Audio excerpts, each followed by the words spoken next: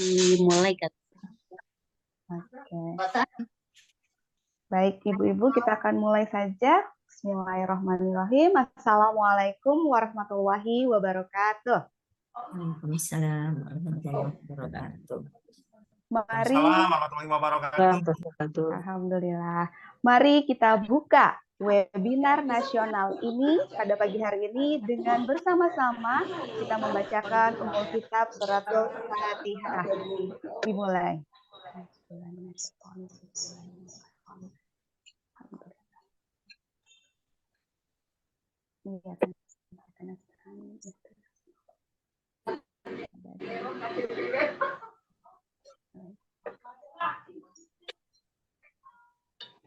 Amin ya rabbal alamin.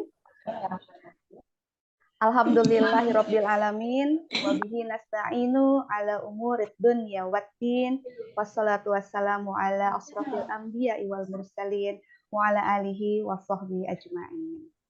Kepada yang terhormat Ketua Umum PB Wanita Al-Irsyad Ibu Dr. Anda Fahimah Abdul Qadir Ansar, yang terhormat Sekretaris Jenderal Pengurus Besar Wanita Al-Irsyad Ibu Dr.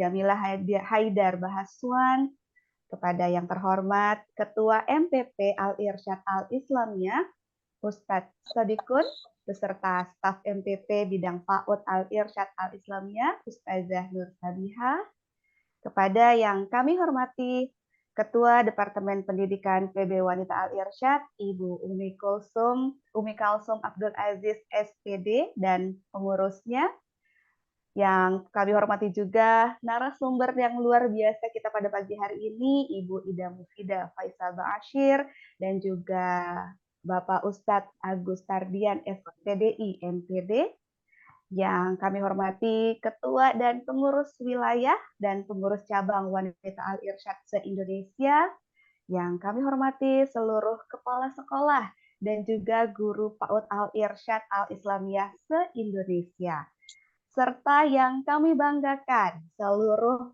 peserta webinar pada pagi hari ini, seluruh yaitu terdiri dari seluruh orang tua wali murid pendidikan anak usia dini Al-Irsyad Al-Islamiyah, dan juga semua pihak yang telah membantu terselenggaranya webinar parenting pada hari ini. Pertama, tentunya kita akan panjatkan syukur alhamdulillah kehadirat Allah Subhanahu wa taala berkat limpahan rahmat, taufik dan hidayahnya pada kehidupan kita, sehingga Allah meringankan langkah Bapak Ibu semua untuk hadir di acara webinar parenting untuk orang tua peserta didik, kepala sekolah dan juga guru PAUD Al-Irsyad Al-Islamiyah se-Indonesia yang diselenggarakan oleh Departemen Pendidikan PB Wanita Al-Irsyad dan Majelis Pendidikan dan Pengajaran Al-Irsyad Al-Islamiyah pada hari ini, Sabtu 14 Oktober 2023, melalui media ruang Zoom. Mari kita selalu mencurahkan sholawat serta salam kepada junjungan kita Nabi besar Muhammad SAW beserta keluarga dan para sahabat beliau. Semoga kita menjadi umat beliau yang setia hingga akhir zaman. Dan mudah-mudahan juga kita mendapatkan syafaatnya kelak di yaumil akhir. Amin ya rabbal alamin. Bapak Ibu, peserta webinar pada pagi hari ini, salam kenal.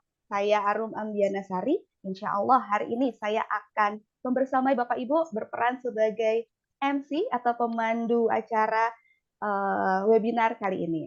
Sebelumnya, sambil menunggu peserta masuk ke room, saya akan bacakan dulu tata tertib selama acara Zoom online ini berlangsung. Yang pertama, nama di Zoom mohon diganti ada identitasnya, misalkan dari TK Situbondo atau dari TK Cirebon dan lain sebagainya ya, biar nanti kalau ada sesi tanya jawab kita bisa tahu, dan ketika didokumentasikan nanti terlihat, oh ini ada dari TK seluruh Indonesia hadir. Lalu kemudian yang kedua, ketika acara dimulai, dimohon agar semua partisipan audionya di-mute terlebih dahulu, dan kemudian partisipan yang memungkinkan untuk mengaktifkan videonya itu diaktifkan, dan tentunya ini untuk menghargai para pembicara yang sudah rapi hadir pada webinar kali ini. Lalu kemudian nanti dimohon agar peserta juga aktif bertanya, aktif menjawab juga kalau nanti ada interaksi dengan narasumbernya. Kalau nanti ada pertanyaan yang takut lupa, itu boleh diketikkan dulu di kolom chat ya, nanti akan saya bacakan. Terima kasih atas kerjasama semua partisipan nih Bapak Ibu semua untuk mengikuti ketentuan dan tata tertib ini. Dan semua ini dilakukan demi kelancaran acara dan juga profesionalisme kita bersama. Baik Bapak Ibu, saya akan bacakan terlebih dahulu susunan acara pada webinar hari ini adalah sebagai berikut. Bisa di-share, Bu Fitri? Ya, yang pertama adalah pembukaan. Tadi alhamdulillah sudah kita buka dengan pembacaan surat Al-Fatihah. Lalu kemudian nanti akan dilanjutkan dengan pembacaan ayat suci Al-Quran, kemudian mendengarkan lagu atau menyanyikan bersama walaupun nanti di-mute tapi akan kita bernyanyi bersama lagu Indonesia Raya dan juga Mars Al-Irsyad. Kemudian ada sambutan-sambutan dan kita akan foto bersama terlebih dahulu. Pagi-pagi foto bersama biasanya masih rapih ya, Ibu-ibu ya. Lalu kemudian masuk ke acara inti materi atau pemberian materi, menyimak materi 1 dan materi 2. Materi pertama adalah kreativitas permainan anak usia dini. Lalu kemudian nanti dilanjutkan materi kedua dengan tema membangun visi misi keluarga. Dan nanti ada sesi khusus untuk bertanya jawab. Dan terakhir pembacaan doa dan penutup. Baik, Bapak Ibu yang dirahmati Allah Subhanahu wa taala, acara selanjutnya adalah menyimak tilawatil Quran surah An-Nas, surah Al-Falaq dan juga surah Al-Ikhlas dan surah At-Takatsur yang akan dibawakan oleh Ananda, Naura, Yasmin, Malika dan Hanum dari TK Al-Irsyad Al-Islamiyah Jember.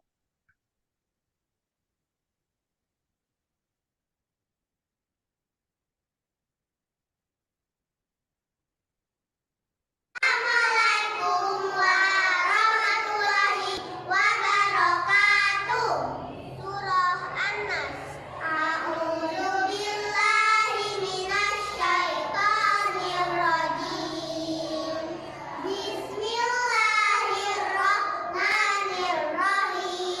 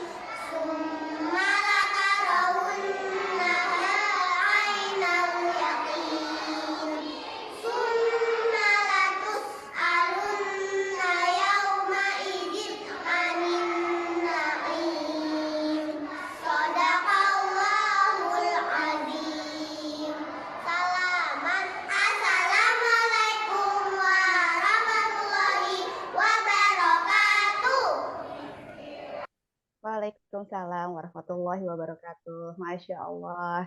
Dimohon agar Bapak Ibu semua nih berkenan mendoakan seluruh putra-putri generasi penerus kita agar menjadi pribadi-pribadi yang mencintai dan juga membela Al-Quran. Amin. Baik, agenda acara selanjutnya yaitu menyanyikan lagu Indonesia Raya, dilanjutkan dengan lagu Mars Al-Irsyad. Dipersilahkan.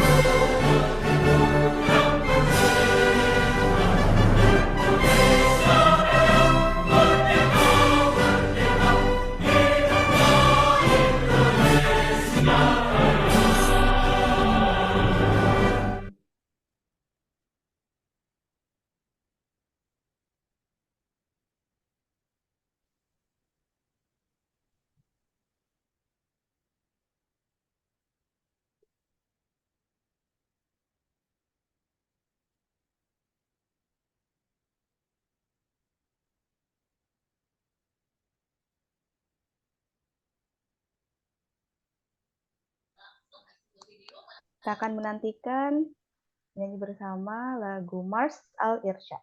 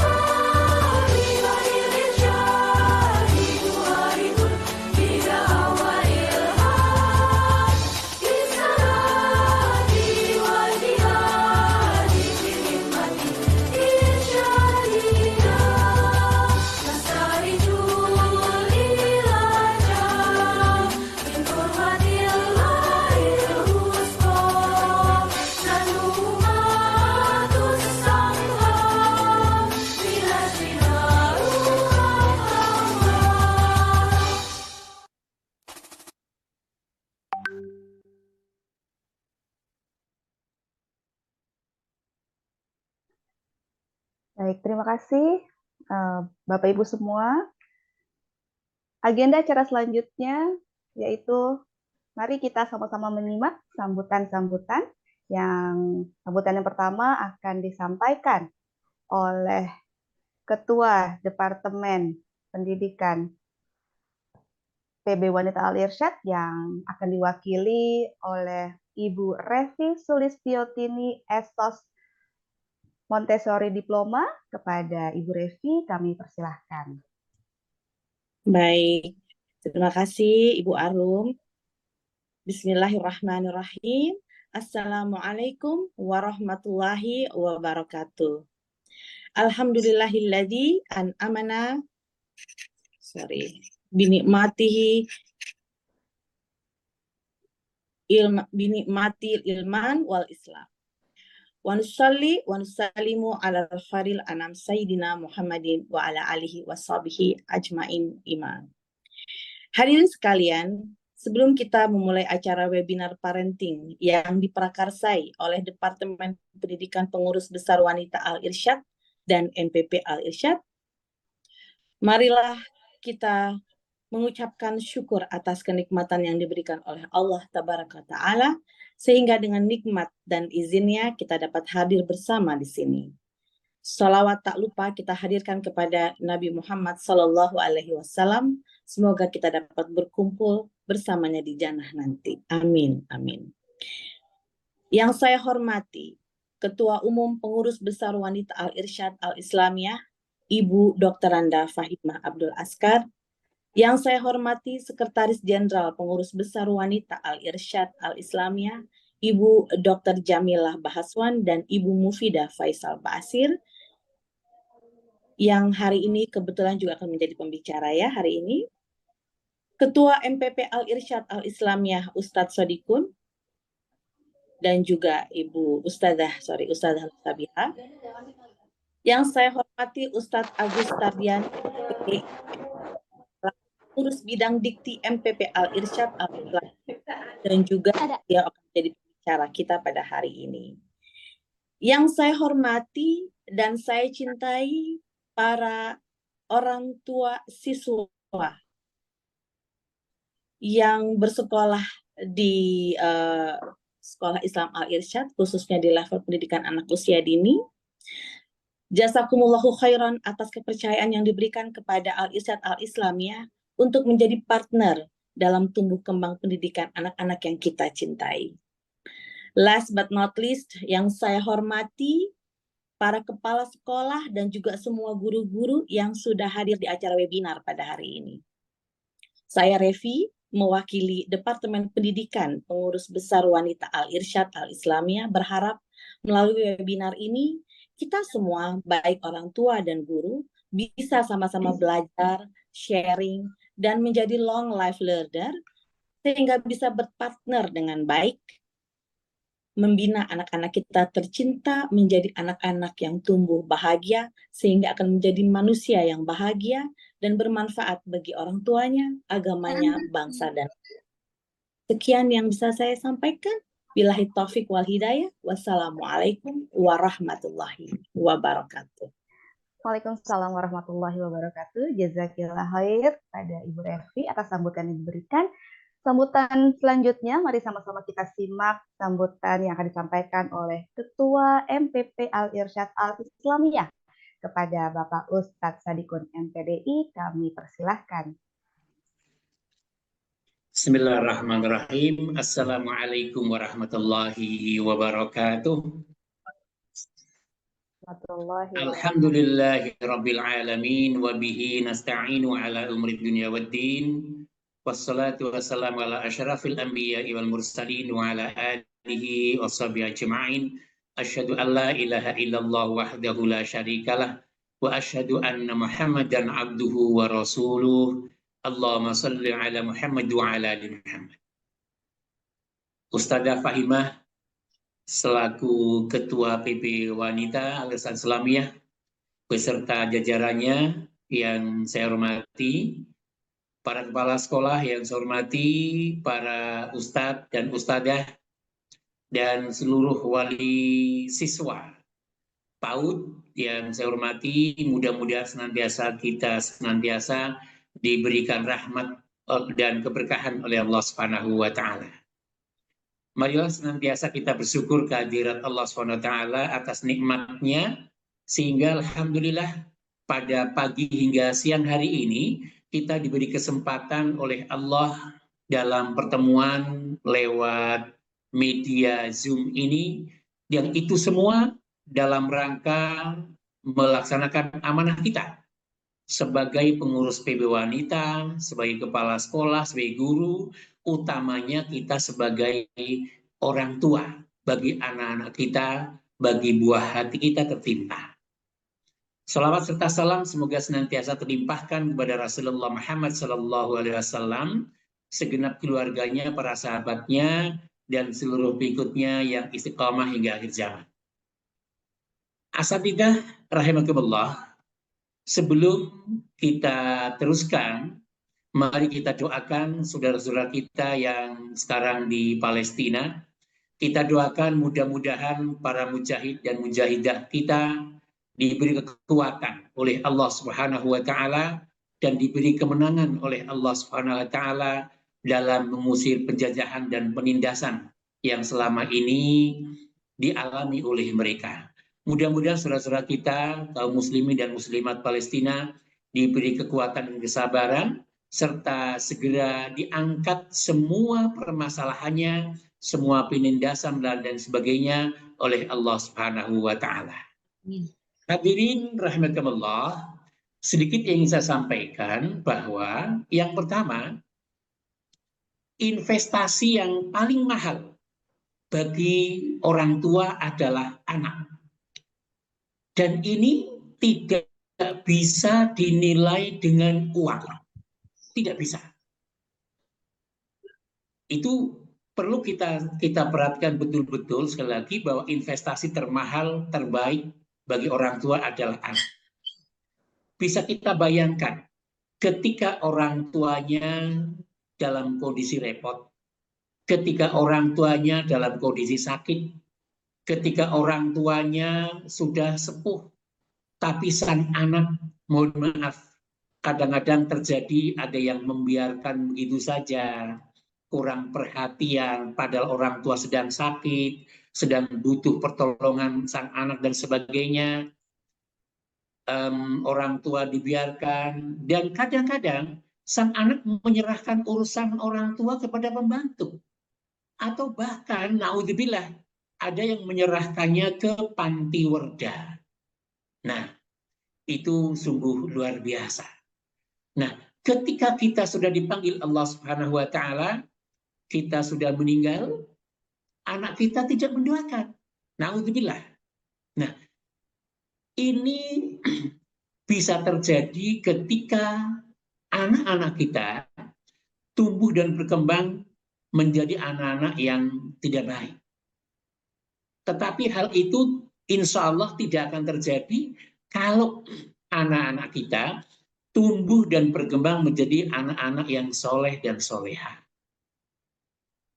Hadirin rahimakumullah, anak yang soleh dan soleha itu tidak terjadi begitu saja. Akan tetapi anak soleh dan soleha terjadi karena proses pendidikan yang baik. Nah, hadirin rahimakumullah, Ketua Dewan Syuro Al-Azhar Islamiyah periode ini, Ustadz Syarif Ba'asir, pernah mengatakan bahwa orang tua yang berhasil mendidik anaknya dengan baik, ketika anak-anaknya mampu membangun keluarga yang sakinah, mawaddah, warahmah. Jadi, pendidikan itu berhasil. Kita lihat nanti anak kita mampu nggak membangun rumah tangga mereka. Itu hasilnya di sana. Nah, asatidzah dan para wali murid yang saya hormati, hambatan, tantangan pendidikan kita hari ini sangatlah berat. Sangat-sangat berat. Kenapa? Fenomena yang ada sekarang, orang tua, mohon maaf, mungkin mbak-mbaknya yang mengasuh anak-anak kita, badan ibu-ibunya kadang-kadang berpikir yang penting anak kita tenang. Ibunya bisa masak, bisa nyetrika, bisa mohon maaf tiktokan sendiri dan lain sebagainya. Yang penting anak tenang, anak dipegangi HP. Sehingga anak tumbuh dan berkembangnya dengan HP. Orang tua tujuannya anak tenang, anak tidak rewel dan sebagainya, kasihan dan lain sebagainya. Tapi efeknya sungguh luar biasa yang ini tidak disadari oleh kebanyakan orang tua. Yang kedua, mendidik anak menjadi bertanggung jawab, menjadi anak-anak yang mandiri itu harus sejak kecil. Contohnya gini, ketika anak-anak itu sampai usia TK, sampai SD, bahkan sampai kelas 6 SD, ibunya masih menyuapin anaknya. Katanya kalau makan sendiri berantakan dan sebagainya, atau tidak mau makan dan sebagainya. Tujuan orang tua baik, kasihan pada anak-anak, tapi justru ini tidak mendidik perkembangan anak itu sendiri. Itu contoh. Bangun subuh kasihan katanya karena masih dingin, subuh-subuh macam-macam. Umpamanya disuruh sedikit, tolong nak belikan gula ke sebelah. Nggak bisa, nggak mau sang ibu. Udahlah ibunya saja. Padahal itu sudah melatih sosialisasi, melatih tanggung jawab, melatih kemandirian dan sebagainya. Nah, kemudian yang perlu disadari begini. Ketika orang tua melatih anaknya nyapu, anaknya ngepel, anaknya nyuci piring, bukan berarti orang tua ingin besok anaknya jadi tukang ngepel, bukan. Jadi tukang cuci piring, bukan. Akan tetapi menumbuhkan rasa tanggung jawab, rasa mandiri, dan lain sebagainya. Nah, ini semua akan bisa terwujud bebas, bukan bebas HP ya, HP terkontrol, anak-anak terlatih dan sebagainya, itu semua bisa terjadi kalau setiap keluarga punya visi dan misi yang jelas. Jadi harus jelas visi dan misi rumah tangga keluarga itu apa. Yang nanti insya Allah akan disampaikan oleh saudara kita, Ustadz Agus Tardian. Kira-kira itu mudah-mudahan bisa sedikit memotivasi kita, sedikit menggugah hati kita, bahwa setiap yang baik menurut orang tua belum tentu baik untuk perkembangan anak-anak kita. Kurang lebihnya mohon maaf, dan mohon maaf saya tidak bisa mengikuti sampai akhir karena sesungguhnya saya lagi rapat membahas kurikulum pada hari ini. Mungkin saya nanti setelah ini saya mohon pamit untuk meneruskan rapat kami. Sekali lagi mohon maaf ya.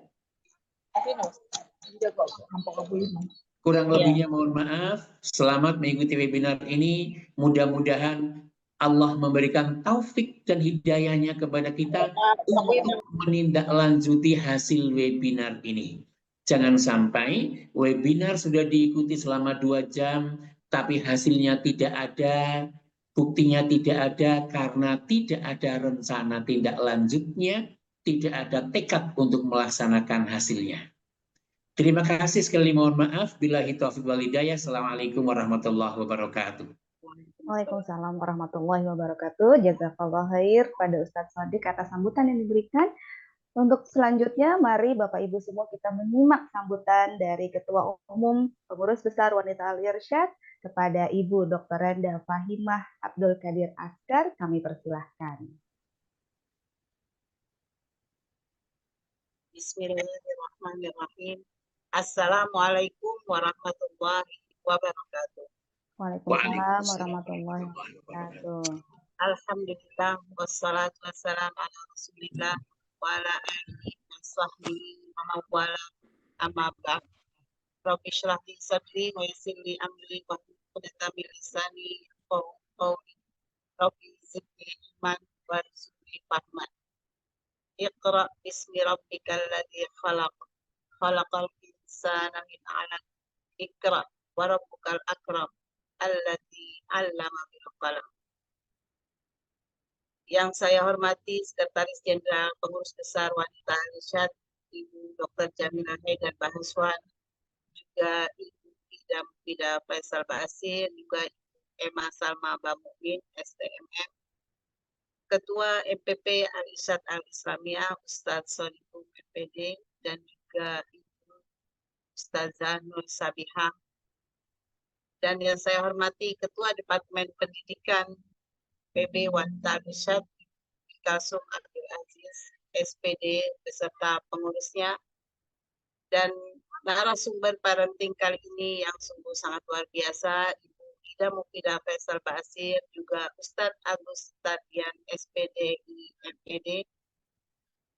Yang saya muliakan Ketua dan Pengurus Wilayah dan Pengurus Cabang Wanita Al-Irsyad se-Indonesia, juga yang saya banggakan seluruh kepala sekolah dan guru PAUD Al-Irsyad Al-Islamiyah se-Indonesia, juga seluruh orang tua, wali murid, pendidikan anak usia dini Al-Irsyad Al-Islamiyah se-Indonesia. Dan tak lupa kepada semua pihak yang telah membantu terselenggaranya parenting yang tidak dapat saya sebutkan satu persatu tanpa mengurangi rasa hormat saya.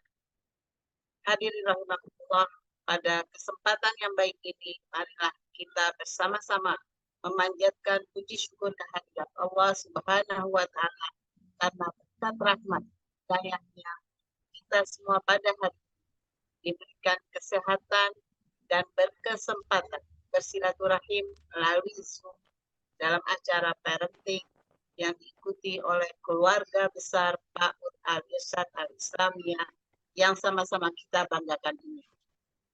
Terlebih dahulu saya mengucapkan terima kasih kepada semua yang hadir di acara ini, baik para orang tua, guru, kepala sekolah, maupun pengurus wanita atau pengurus cabang wanita Al-Irsyad, karena di sela-sela kesibukannya, tugas kita masing-masing, kita masih dapat berkontribusi waktu untuk menghadiri kegiatan ini, guna lebih meningkatkan peran serta kita dalam pendidikan, khususnya dalam layanan pendidikan yang berbasis kerjasama antara sekolah dengan orang tua dalam upaya membangun kualitas generasi kita dan kualitas umat yang lebih baik lagi. Dan hari ini dengan tema yang sangat penting, yaitu kreativitas anak usia dini dan membangun visi dan misi keluarga. Visi dan misi keluarga adalah panduan yang membantu kita mencapai tujuan bersama sebagai keluarga. Melalui permainan kreatif, kita dapat melibatkan anak-anak dalam proses ini. Pendidikan anak usia dini merupakan langkah awal yang penting bagi anak untuk mempersiapkannya memasuki dunia pendidikan. Orang tua pun perlu terlibat penuh dalam setiap prosesnya agar kecerdasan dan karakter anak dapat ditingkatkan menjadi pribadi yang mulia. Orang tua dalam mendidik anak tidak dapat peran orang tua dalam mendidik anak tidak dapat diambil alih sepenuhnya oleh sekolah.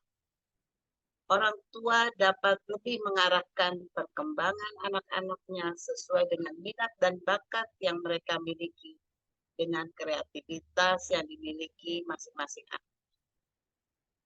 Para hadirin rahimakumullah, sebagaimana kita ketahui bersama bahwa pendidikan yang utama untuk anak-anak generasi kita adalah pendidikan yang melibatkan peran orang tua, dimulai dari keluarga. Karena adalah hal yang sangat wajar jika pelatihan pendidikan itu kita mulai dari rumah dan lingkungan terdekat dari anak-anak kita, yaitu keluarga, di mana anak-anak dibesarkan dengan limpahan cinta dan kasih sayang yang tulus dari para orang tua.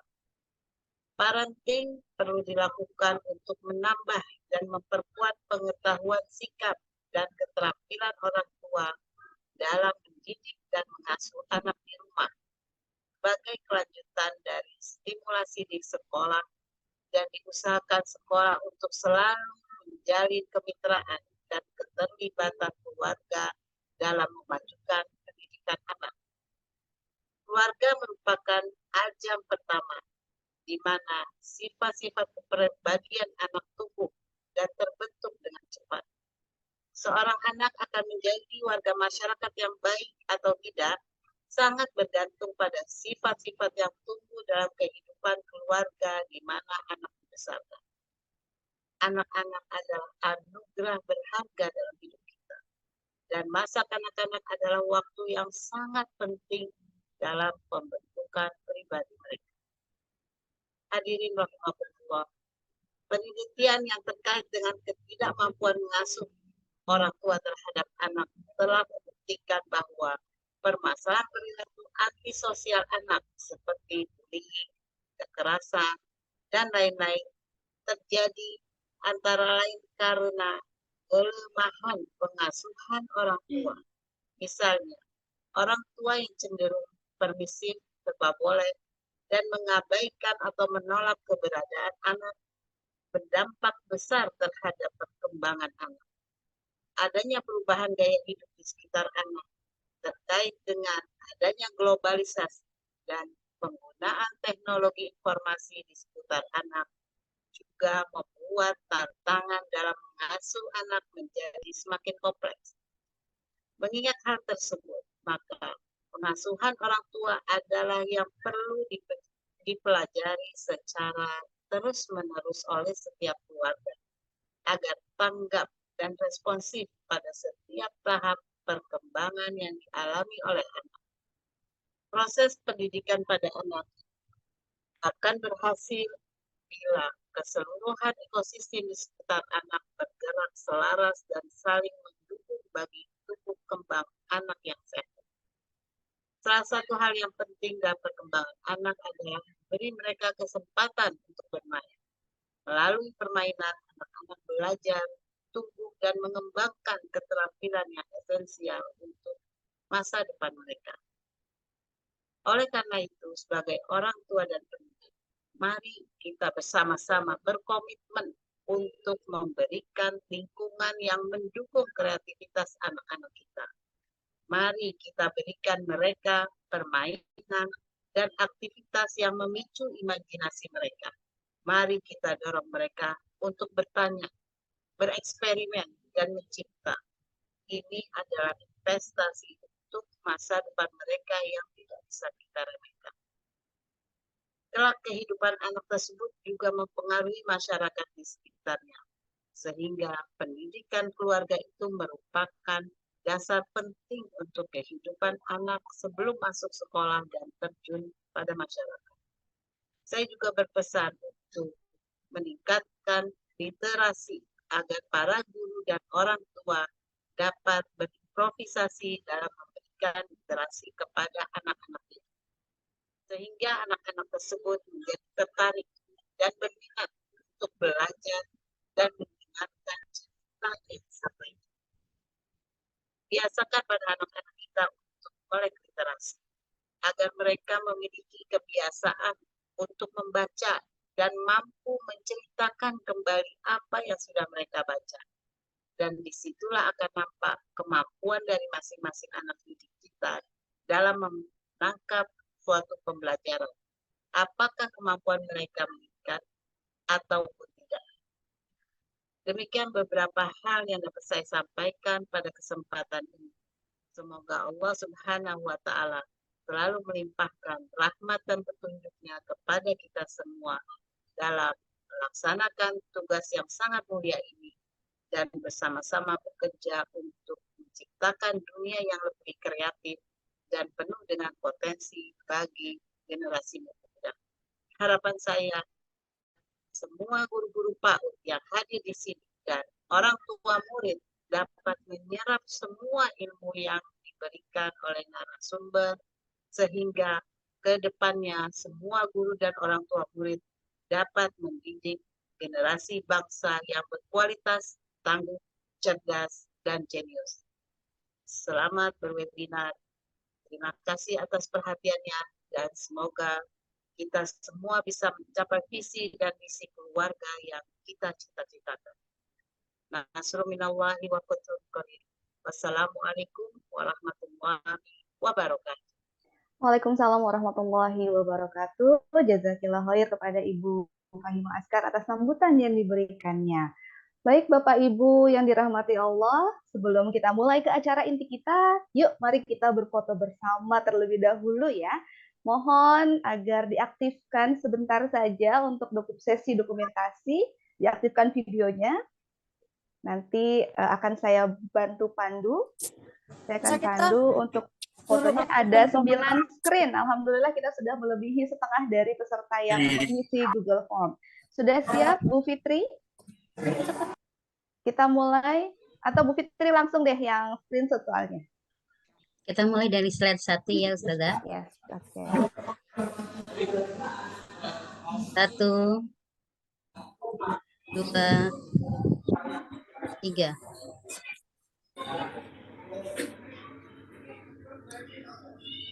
Baik, untuk slide 2.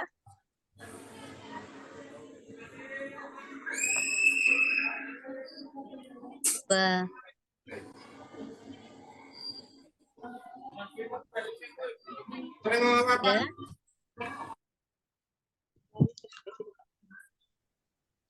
1,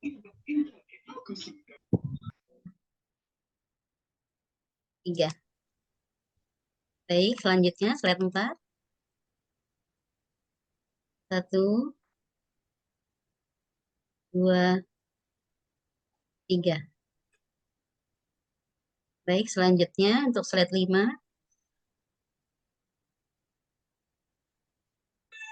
1, 2, 3. Baik, untuk selanjutnya slide 6. Lumayan banyak ya Ustazah. 1, 2, 3. Selanjutnya slide 7. Oke, 1, 2, 3. Slide 8. 1, 2, 3. Yang terakhir slide 9. 1, 2, 3. Ya, terima kasih Ustazah Arum. Baik, jazakillah Ustazah Fitri, jazakumullah pada Bapak Ibu semua.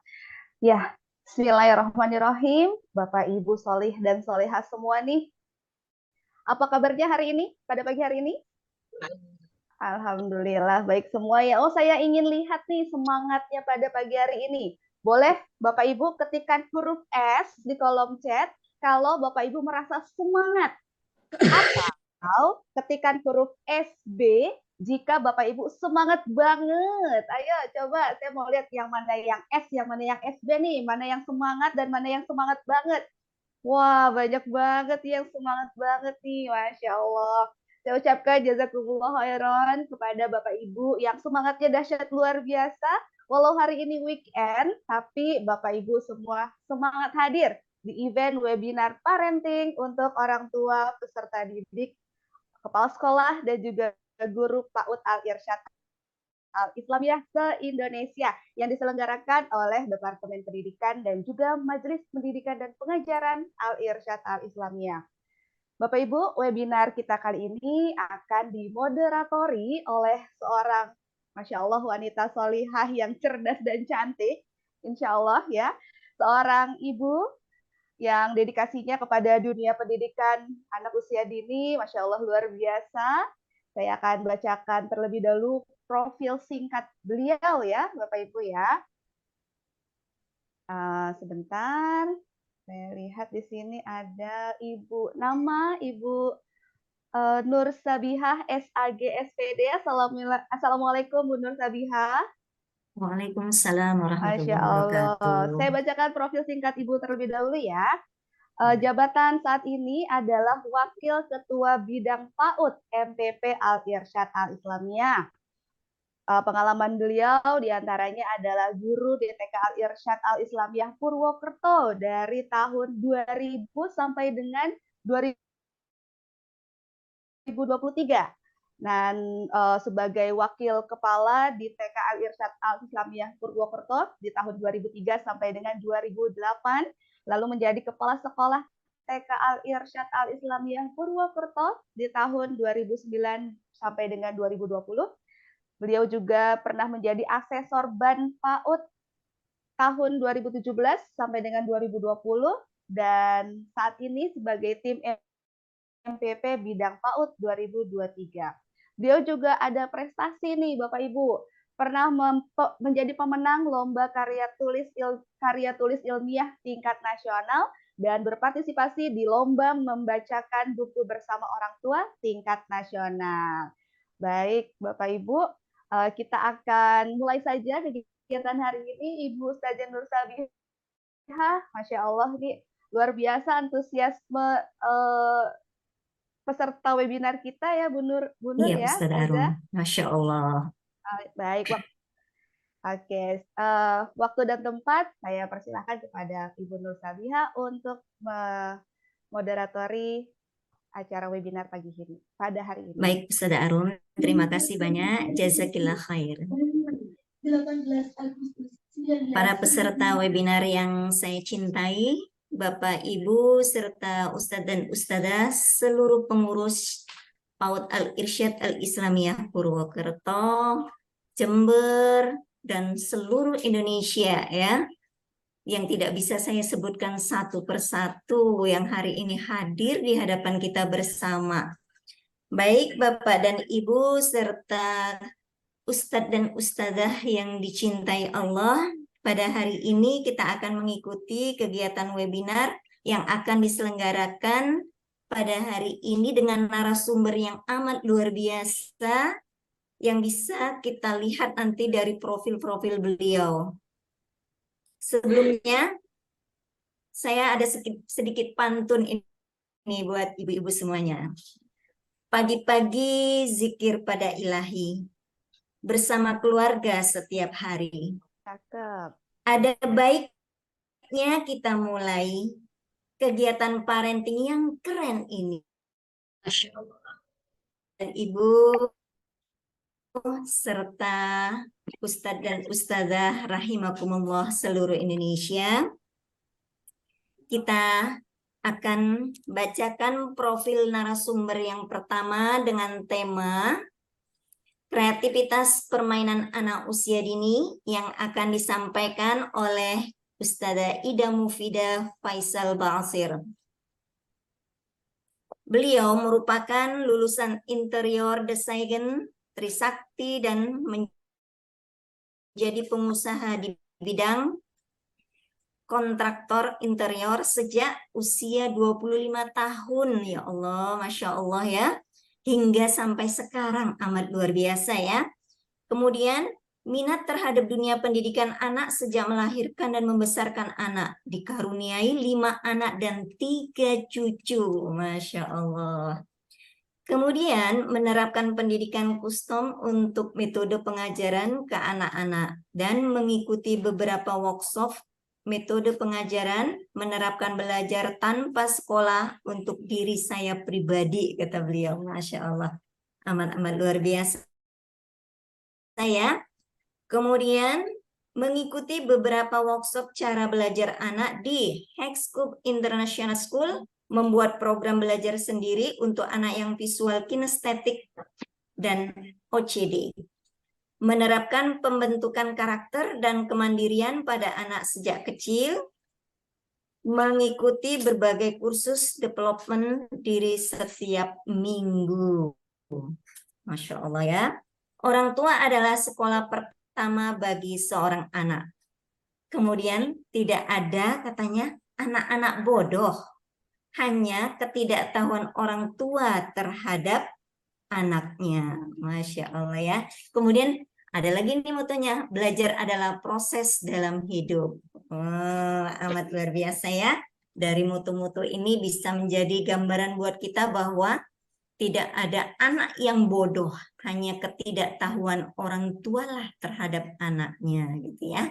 Nah, pada hari ini akan kita kupas tuntas bersama Ustadzah Ida Mufidah Faisal Basir dengan tema kreativitas permainan anak usia dini, bagaimana penerapannya ketika orang tua berada di rumah. Bagaimana Ustazah Ida Mufidah, sudah siapkah? Insya Allah Ustazah. Alhamdulillah. Kepada Ustazah Ida Mufidah, disilahkan. Bismillahirrahmanirrahim. Assalamualaikum warahmatullahi wabarakatuh.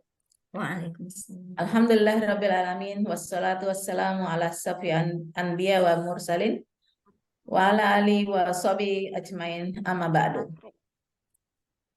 Ya, seperti tadi yang sudah diinikan, sebelumnya saya mau tanya kabar dulu nih, ibu-ibu semuanya.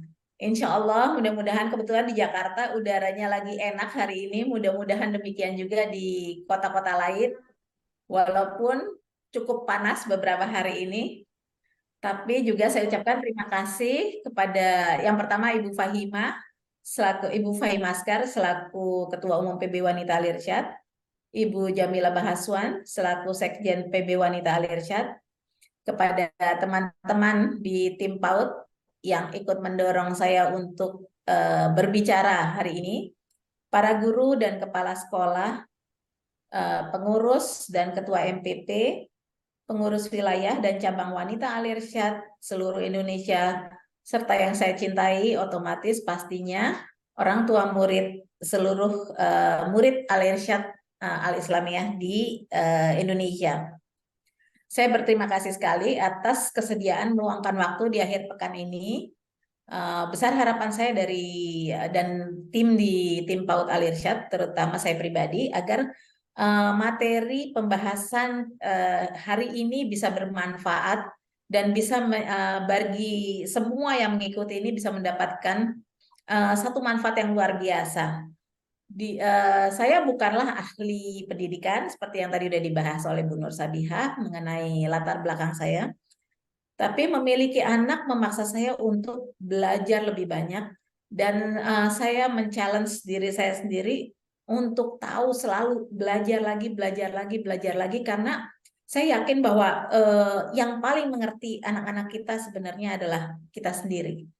Karena bayangin nggak sih, anak-anak itu di sekolah cuma berapa jam? Gurunya setiap tahun berganti, tapi orang tua tidak pernah berganti. Kita pasti harus lebih mengetahui kondisi anak-anak kita dibandingkan guru-guru mereka. Bahkan mungkin kita bisa memberi clue, memberi satu arahan kepada gurunya mengenai seperti apa sih karakter anak kita ini. Nah, disinilah kita membahas tentang bagaimana mengenali karakter belajar anak, dan juga bagaimana mengatasi hal-hal yang selama ini stigmanya bahwa anak saya bodoh, anak saya nakal, atau murid di kelas ada yang jalan-jalan, muridnya nakal, muridnya nggak fokus. Nah, harapan saya hari ini kita bincang-bincang, kita diskusi, dan mudah-mudahan diskusi ini bermanfaat buat semuanya. Oke, Fitri, mungkin bisa dibantu untuk sharing PPT-nya.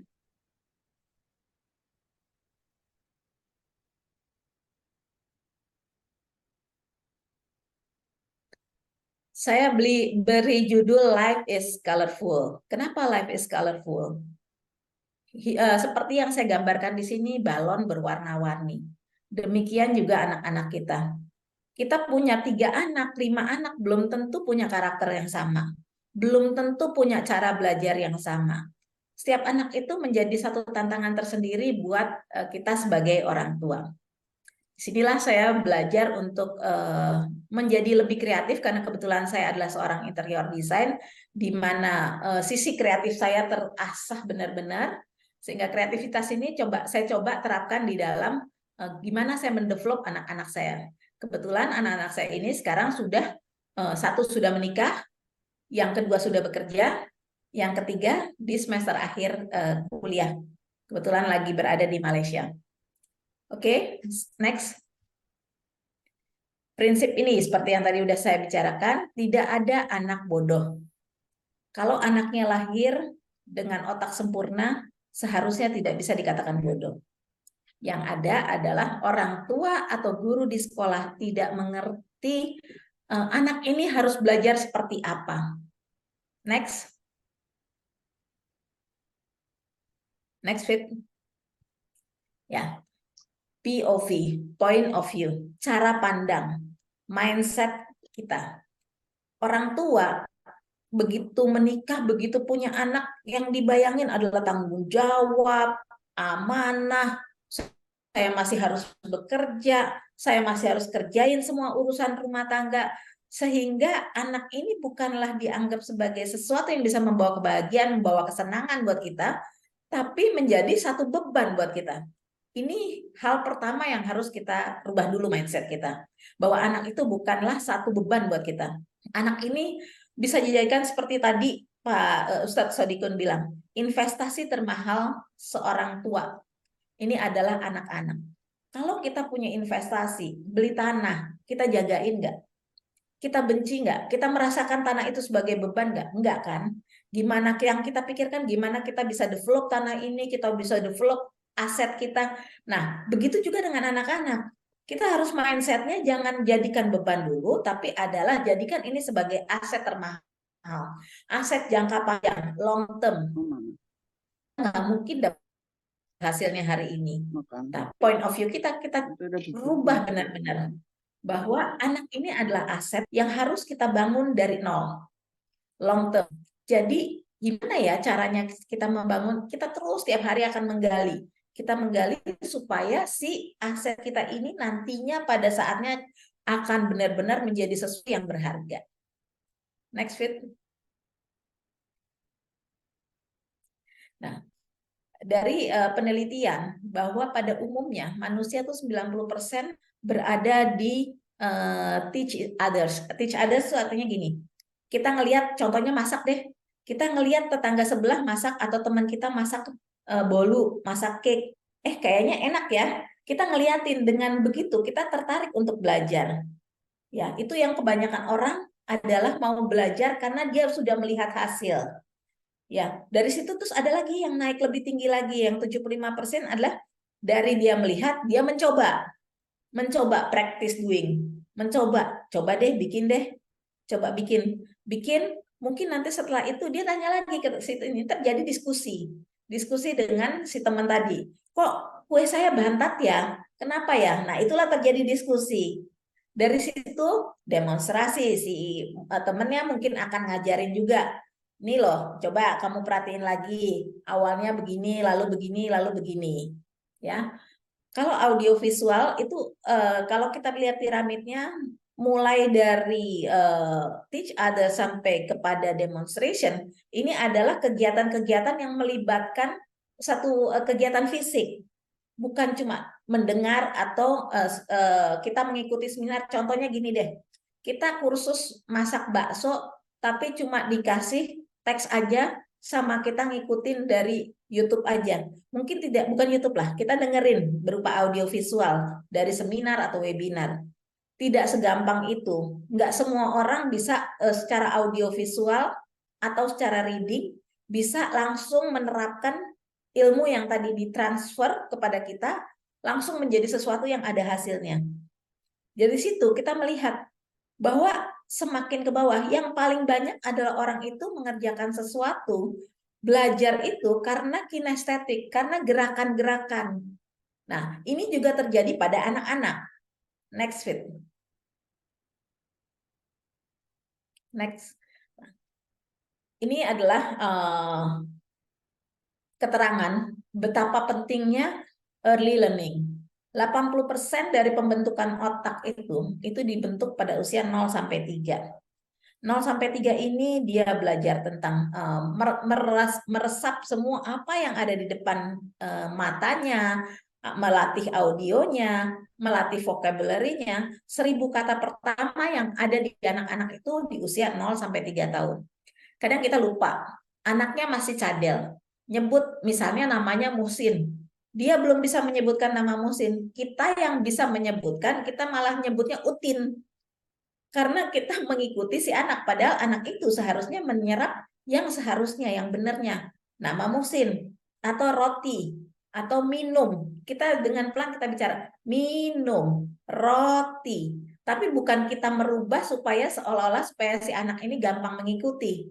Karena vocabulary yang dia harus terima adalah words atau vocabulary yang benar. Bukan kita lucu-lucuan ngikutin anaknya. Sehingga anak itu akan terus nanti ke bawah sampai tua punya istilah yang aneh. Udah tua tapi punya istilah yang aneh. Nah, ini yang kita hindari. Ini hal kecil tapi yang sering terjadi ya. Lanjut, Fit. Ini definisi bermain dari Elizabeth Harlock dan Anggani Sudono. Mungkin bisa di next. Pada prinsipnya bermain itu adalah belajar soal empati, yang artinya nanti yang akan membentuk di otak kita itu adalah belajar tentang empati, mengenai perasaan, dan mengenali perspektif perasaan dari perspektif orang lain. Lalu ada juga belajar mengambil keputusan, kemampuan merespon ekspresi wajah, gestur. Jadi misalnya anak-anak ini empati itu apa sih? Empati itu nanti kita teranginnya lebih lanjut ya. Gestur itu misalnya orang tuanya marah, orang tuanya seneng, temennya bahagia, temennya seneng, temennya marah. Itu belajar. Di situ anak-anak ini akan terus mengelola di dalam otaknya. Belajar membangun motivasi, belajar mendorong diri sendiri untuk satu tujuan. Kalau dia punya tujuan, belajar, dia akan mendorong dirinya. Jadi jangan bantu anak-anak terlalu banyak karena kita kasihan, kita membantu dia, padahal itu justru mematikan self-esteem-nya mereka. Ke bahwa nanti akan dibantu. Dia nggak akan terbentuk masalah self-esteem ini. Belajar komitmen, belajar patuh, peraturan, menepati janji, dan sebagainya. Belajar empati itu nggak mudah. Nah, ini contoh lagi, next. Kembali lagi, Fit, coba sebentar ke yang tadi. Oke. Belajar empati itu dengan hal-hal kecil. Ngasih uang ke orang miskin, ngasih makanan, berbagi makanan dengan teman yang mungkin kelaparan, hal-hal kecil, tapi kita misalnya contoh kecil di pembantu deh di rumah, kita melihat pembantu ngasih kerja semua ke pembantu, kita kasih tahu, pembantu juga mungkin capek, nak tolong nak bawa piringnya dari meja makan ke belakang. Nah itu juga soal kasihan ini pembantu kerjaan lagi banyak, kamu bantuin deh ke belakang. Belajar apa tadi mengenai mendorong diri, komitmen. Di sini ya. Komitmen ini seringkali kelihatannya sepele, tapi kita sendiri lupa bahwa kita sendiri kadang-kadang tidak komit terhadap anak-anak. Kita janji sama anak-anak, nanti ya hari Sabtu kita pergi. Hari Sabtunya datang, anak-anak udah senang, udah mikirin ini hari Sabtu saya mau diajak pergi. Ibunya lupa dan bilang, nak lain kali aja deh, dengan gampangnya tanpa memberi alasan yang masuk akal kepada anak. Sehingga trust issue itu hilang dari anak-anak. Dia akan kehilangan rasa kepercayaan. Dengan begitu dia akan menjadi tidak peduli. Nah, ini yang orang tua hal-hal kecil sehari-hari, tapi kita suka lupakan. Kita menganggap bahwa anak-anak itu nggak apa-apa dibohongin, nggak apa-apa kita nggak menepati janji. Padahal itu justru adalah mereka membangun karakter nantinya untuk saat mereka menjadi dewasa. Lanjut, Fit. Nah, lihat deh di gambar ini. Kira-kira apa responnya orang tua? Orang tuanya ngeliatnya, aduh langsung angkat kepala. Ini kotor di mana-mana, ini tumpah di mana-mana, ini berantakan di mana-mana. Padahal memang inilah bermain. Inilah kesenangan buat anak-anak karena dia mencoba hal baru di situ. Lanjut, Fit. Kalau kita lihat di screen ini, permainan buat anak-anak itu adalah sesuatu yang menyenangkan. Dia mendapatkan perasaan senang. Dia dapetin pengalaman baru. Dia dapetin teman. Dan rasa itu terus dia absorb terus. Dia belajar. Dari bermain itu dia belajar terus. Mencoba sesuatu yang baru.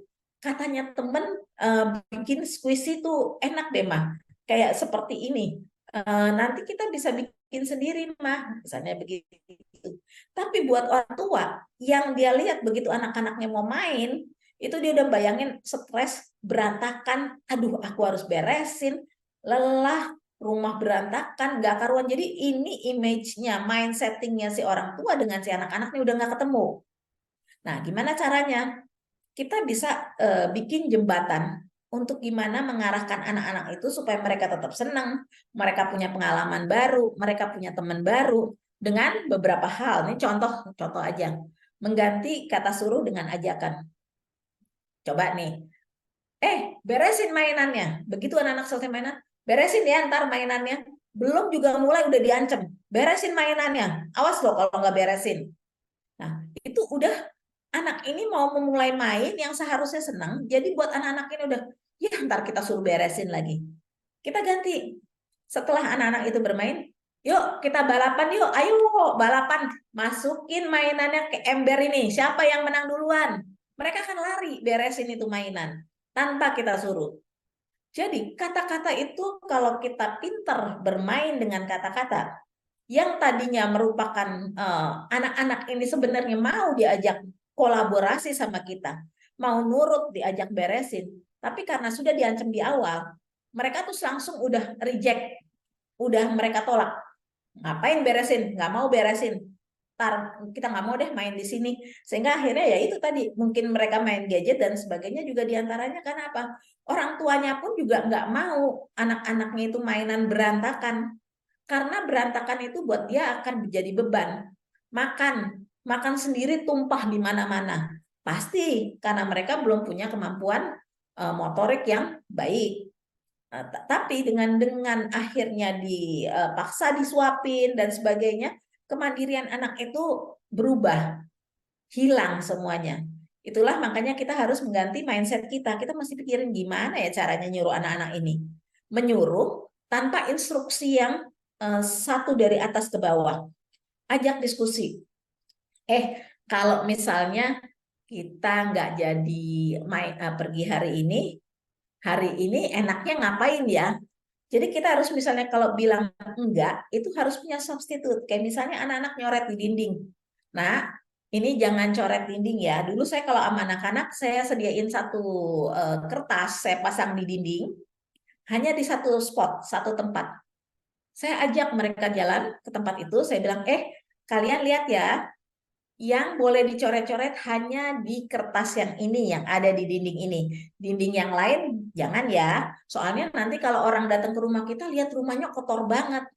Jadi bukan sekedar bilang jangan coret-coret, tapi kita kasih penjelasan kepada mereka bahwa kenapa kita nggak boleh nyoret-nyoret. Seperti misalnya ada lagi pajangan di rumah. Pajangan di rumah, saya bilang sama anak-anak, ini mainan mama ya, kamu jangan main mainan mama. Kalau kamu mainan mama, mainan kamu saya ambil. Jadi dengan konsekuensi, kalau dia berani ngutak-ngatik aksesoris pajangan saya di rumah, mainan mereka saya ambil. Sehingga anak-anak itu akan sadar, oh ini mainanku, itu mainan mama. Itu yang mereka tahu. Atau misalnya kita melarang, jangan pegang panci panas. Mereka mungkin nggak akan dengar. Matiin AP-nya pada saat hangat, tempelin tangannya. Tuh, bener kan? Kamu rasain nggak rasa panasnya? Nah, hal-hal semacam ini, itulah jadi orang tua tuh harus pinter karena begini. Ya, next fit. Ini kalau kita lihat di screen ini rasanya di TK ya Bu Nur Sabihah, ini di PAUD ini udah banyak banget nih. Kita bermain dengan sensorik, dengan nempel-nempel perasaan. Kalau ketawa, pakai mulutnya yang mana? Matanya seperti apa? Misalnya gitu. Atau main loncat-loncatan. Saya rasa ini dunianya Bu Nur Sabihah dan Bu Revi. Dan ini mungkin di TK Alirsat pun sudah banyak menerapkan seperti ini. Ya, di TK itu memang udah banyak. Tapi yang sering kita lupa, next fit, bahwa setelah PAUD, setelah TK, anak ini akan persiapan menjadi anak SD. Nah, next fit. Pada saat jadi SD, tiba-tiba kan kita mereka berkembang, intelijensia mereka juga berkembang, mulai dari interpersonalnya, mulai dari logika matematiknya, ini akan diasah. Dari yang tadinya cuma main, diasah untuk menjadi punya 9 intelijensi, spasial, musikal, logika matematik, terus ada interpersonal, ada mind body soul, ya. Di sini mungkin bisa digedein sedikit, Fit, mulai dari yang atas, biar bisa kebaca. Dipotong, sepotong juga nggak apa-apa. Nanti turunin. Ya, interpersonal itu mengenal cara komunikasi dan membaca kondisi lawan bicara. Nah, ini anak-anak udah mulai dilatih. Tahu, ini kalau kita bawa misalnya ketemu sama tamu. Setelah selesai atau misalnya dia lagi ngobrol sama temennya, setelah itu kita ajarin. Tadi kayaknya temen kamu sebenarnya nggak asik deh sama pembicaraan kamu. Jadi dia mulai mengenal gimana belajar gestur, mengenal gestur tubuh, mengenal bahwa saya senang, saya nggak senang. Itu semua ada di interpersonal. Mind, body, soul, koordinasi jiwa dan raga. Mind, body, soul ini jadi kalau tadinya hanya gerakan, hanya bodinya aja yang bergerak, sekarang mulai si otak ini akan menyuruh, kalau saya begini, kira-kira gimana ya? Linguistik itu kemampuan tata bahasa. Kemampuan tata bahasa, anak-anak ini mulai belajar, mulai menata kata-katanya. Kalau tadinya cuma tahu minum, sekarang saya mau minum, sudah mulai kembali ke 3, nanti kembali ke 5. Itu terus hal-hal kayak gini nih, ini kita mesti mulai juga menerapkan di rumah. Membiasakan kata-kata yang lebih tertata, lebih baik. Logika matematik. Terus ada eksistensi. Eksistensi itu memahami konsep hidup, mati, dan keberadaan. Pertanyaan-pertanyaan akan mulai. Mah, kenapa orang itu mati? Kalau ada kematian, kita terangkan kenapa orang itu meninggal. Bahwa orang itu hidup, lahir, meninggal, ini akan jadi pertanyaan buat mereka. Ini akan mulai develop diri ini mulai timbul di TK menjadi SD ini nih. Begitu SD nih akan lebih kompleks permasalahannya. Terus ada musikal untuk membedakan suara, irama, dia mulai lihat ini gambar bagus, ini gambar coret-coretan. Lalu ada intrapersonal itu mengenal jati diri. Mengenal jati diri itu di sini penting banget. Karena pembentukan karakternya dimulai di sini. Jadi misalnya dia punya rasa minder. Mah, temanku disenengin orang banyak deh, kayaknya banyak deh temennya. Oh iya, kenapa ya dia? Kamu seneng nggak sama dia? Iya seneng. Kenapa? Jadi kita mulai cari. Kamu tahu nggak kalau mau kayak kemarin misalnya, cucu saya tuh, dia kepengen bikin YouTube, pengen ikutan sama teman-temannya. Bikin squishy gitu. Terus saya bilang, emang harus kalau dia terkenal karena squishy, kamu bikin kamu terkenal nggak? Belum tentu. Coba deh kita cari yuk apa yang kira-kira teman-teman kamu belum punya. Membantu dia untuk mengenali kemampuan. Kamu mampunya, gambar kamu bagus loh Safia. Kenapa nggak kamu mulai dengan gambar, dengan kreativitas yuk? Atau kamu kan pinter masak, kita bikin YouTube-nya tentang masakan Safia gitu. Nah ini yang namanya intrapersonal. Jadi kita kenalin dulu kemampuan anak-anak ini bisa didorong ke arah mana. Lanjut Fit. Nah, ini yang sering terjadi begitu masuk ke usia SD, sistem belajar itu berubah menjadi satu arah. Guru nerangin, murid cuma dengerin, murid membaca, murid kerjain tugas. Seolah-olah kerjaannya murid itu dengerin dan sebagainya, guru jadi satu arah komunikasinya. Lanjut Fit. Di sini saya mau membedakan antara namanya pengajaran, bimbingan, sama di bawahnya Fit, dinaikin sedikit biar kebaca. Pengajaran, bimbingan, dan pelatihan. Yang sering terjadi sekarang adalah pengajaran. Yang ada di sekolah-sekolah begitu kita masuk persiapan untuk SD itu pengajaran. Ya, di sini mungkin nanti lebih detailnya bisa dibaca. Pengajaran itu lebih kepada memberikan informasi, terus mengajukan pertanyaan terarah, guru nanya sama murid, mencari jawaban spesifik, apa yang ada di buku itu adalah jawaban yang fix, yang pasti. Terus semuanya kadang terstruktur, terus berdasarkan sistem belajar yang lalu, yang sudah pernah terjadi. Itu biasanya adalah tujuannya untuk kebutuhan seseorang aja. Lain dengan bimbingan. Kalau bimbingan itu fokus kepada keahlian, kepada proses, kepada informasi, dan tujuannya untuk membantu.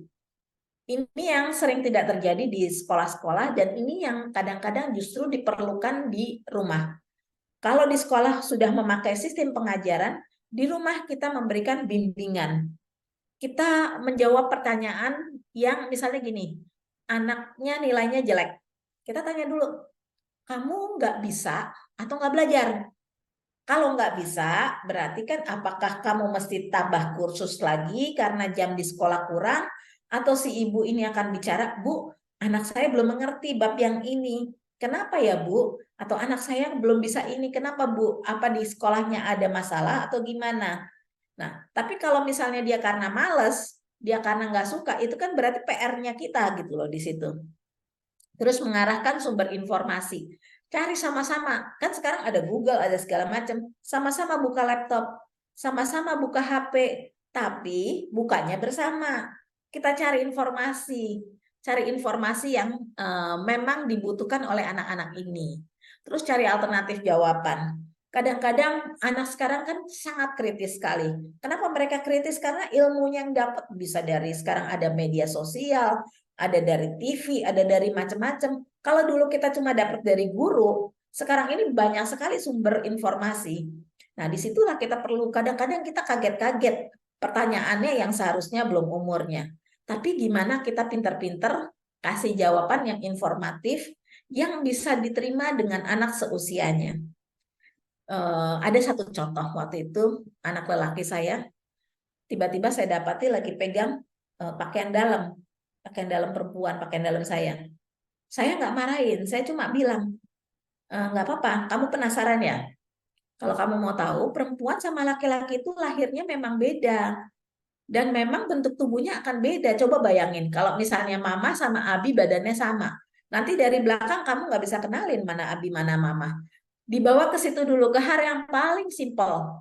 Sehingga sudah, habis itu mereka nggak penasaran lagi. Karena yang ada di otak mereka, itu adalah hal pembeda. Jadi bukan kita marah, karena dengan dimarah dia makin penasaran, dia akan cari ke lainnya, cari sama temen, cari sama internet, cari sama informasi lain. Nah, dari tadi 9 intelijensi tadi, ini akan, ya tadi itu logical. Next. Akan terbentuk logical dan kreatif. Di otak ini dengan permainannya mereka, dengan lingkungan yang mereka dapat, ini akan terasah si otak ini. Ada yang benar-benar menjadi pure logical, orang-orang logical yang semuanya dipikir dengan logis, dan ada anak-anak kreatif yang kadang-kadang terlalu berandai-andai. Nah, seringnya di sekolah anak-anak kreatif ini yang sering jadi masalah. Di sini ada tipe belajar sama tipsnya. Digedein dikit, Fit. Kita start dari yang atas, visual sama auditory. Ya, visual dan auditory. Ini dua hal yang dianggap umum di Indonesia. Visual itu belajar dengan melihat, jadi guru nerangin, murid melihat. Terus, bukan visual, auditory sama reading yang umum di Indonesia. Auditory, kita mulai auditory dulu deh. Visual soalnya problemnya masih agak banyak nih. Auditory itu belajar dengar. Dia cuma tinggal sampai rumah mungkin dia cuma cukup membaca keras-keras. Suruh mengulang. Jadi kalau tipe anak-anak yang senang dengan mendengar, dia harus belajar dengan cara membaca keras, mengulang bacaan yang tadi di sekolah, yang diterangkan guru nerangin, si murid ini harus sampai rumah dia harus baca lagi. Coba baca ulang. Dibaca keras-keras. Dengan baca keras-keras dia menangkap, sebenarnya otaknya menangkap. Otaknya lagi mencerna ilmu-ilmu itu. Dia juga bisa dengan pusat audio center. Kalau melihat ada anak-anak yang kalau belajar itu harus seolah-olah harus pakai headphones, ada memang orang-orang, ada memang anak-anak yang memang dengan headphones itu dia lebih nangkep. Kalau dia suruh baca, itu dia nggak sampai bolak-balik dia baca, nggak bisa dicerna sama otaknya. Tapi begitu dia dengerin sesuatu dari ininya, terus dia bayangin, oh iya begini ya, iya oke. Jadi itu ada orang-orang yang memang, sehingga kalau di WA mungkin ya kita aja deh orang tua, di WA kita kadang-kadang nggak ngerti apa ya maksudnya, lebih senang telepon. Ada orang yang cenderung lebih senang telepon daripada baca WA. Nah, orang-orang ini sebenarnya mungkin adalah tipe orang auditory. Begitu juga dengan anak-anak. Ada anak-anak yang memang auditory. Instruksi juga kepada mereka, jangan kirim dengan sesuatu pesan yang harus ditulis, tapi secara verbal, diterangin secara verbal, secara omongan. Ini adalah tipe-tipe anak auditori. Dia akan terus mendengar, nanti dia akan sampaikan lagi ke temennya. Kemarin aku dengar si Bu Guru ngomong begini. Dia akan cerita nih kepada temannya. Pengalaman yang dia dengar, dia akan ceritakan kepada temannya. Lainnya adalah, selain auditori, adalah yang umum di Indonesia adalah baca tulis. Baca tulis merupakan stigma bahwa anak pinter itu kalau yang pinter baca tulisnya. Padahal belum tentu anak kita nggak bisa baca tulis sampai kelas 2 SD terus dia berarti bodoh. Nggak. Baca tulis memang umum lah. Belajar pakai baca, pakai tulis. Nanti anak-anak itu anak yang paling gampang diarahkan karena sampai rumah dia tinggal suruh nyatet ulang lagi pelajarannya, dia buat catatan-catatan, itu akan dengan mudah buat dia. Nah, dua problem adalah yang biru dan abu-abu ini nih. Visual, coba gedein visual. Ini seringkali baik guru, baik orang tua nggak ngeh bahwa anaknya ini adalah anak visual. Karena yang kita kenal belajar itu cuma auditori sama baca tulis. Visual itu dia hanya bisa belajar dengan melihat. Jadi kadang-kadang anak visual kalau di kelas kesannya bengong-bengong karena sebenarnya yang dia liatin adalah gurunya. Karena si guru ini kebanyakan ngomong, buat dia nggak ketangkep di kupingnya. Dia malah ngeliatin tingkah gurunya, ngeliat gurunya ada tai lalatnya. Sampai rumah dia cerita, bukan cerita pelajarannya. Mah, guruku tuh aneh banget ya kalau ngomong. Masa mulutnya gerak-gerak. Tompelnya ada satu mah di sini mah. Yang dia lihat adalah visualnya. Karena dia tidak bisa mendengar. Dia harus visual. Jadi anak ini terlihat bengong karena dia memang tidak bisa menangkap si inti pembicaraan si guru itu. Anak-anak semacam ini harus diajar dengan cara menggunakan gambar, memasukkan warna dalam tulisannya, menggunakan tools seperti PowerPoint yang nggak banyak tulisannya, memberikan resume atau rangkuman. Jadi kalau dikasih buku, suruh baca, 2 bulan pun nggak akan selesai itu buku. Ini pengalaman saya cerita karena saya punya anak yang visual kinestetik plus OCD. Anak saya yang nomor 2, anak laki satu-satunya. Dan disitulah saya belajar. Saya mencoba pelajari bukunya, saya baca semua buku sekolahnya, buku textbook sekolahnya, karena buku textbook itu pasti isinya adalah tulisan. Gimana caranya saya bisa ngajarin anak saya tanpa dia harus sekolah di sekolah umum? Oke, terus lanjut. Kinesthetic fit.